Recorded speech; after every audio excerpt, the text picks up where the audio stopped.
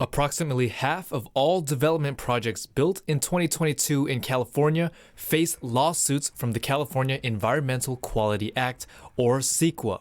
According to a report from the Center for Jobs and the Economy, anti-housing CEQA lawsuits filed in 2020 challenged nearly 50% of California's annual housing production. Larry Salzman, director of litigation at Pacific Legal Foundation, told California insider Siamak Karami the laws around building houses have become complicated and led to a crisis. California is really ground zero, I think, for the affordability crisis for housing.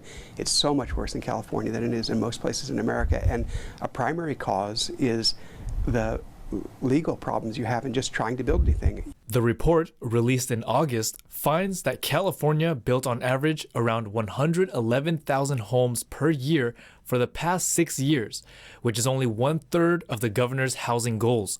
48,000 housing units were targeted with lawsuits in 2020. And the CEQA law allows just about any third party, environmental groups, neighbors who don't want to see something new built in their area, don't want the neighborhood to change, unions who would like to stop your project unless it's built with union labor. They'll just sue under CEQA and say, we don't think your environmental report is adequate, go redo it, or we're going to challenge elements of it, or we're going to block your permits. And that triggers what is often years and hundreds of thousands, sometimes millions of dollars in litigation before you can actually get a permit to build those homes. He added that people have abused the CEQA law to prevent property from being built at the expense of people who can't afford homes. I think most people like the home they live in and they don't want to see their neighborhood changed. I can understand that. But when you talk to people a little more in depth about, well, look, you have friends who've moved out of state. You have older people, your grandchildren have moved out of state to pursue other jobs because they can live an independent life in another state. They're not spending 50% of their income on housing.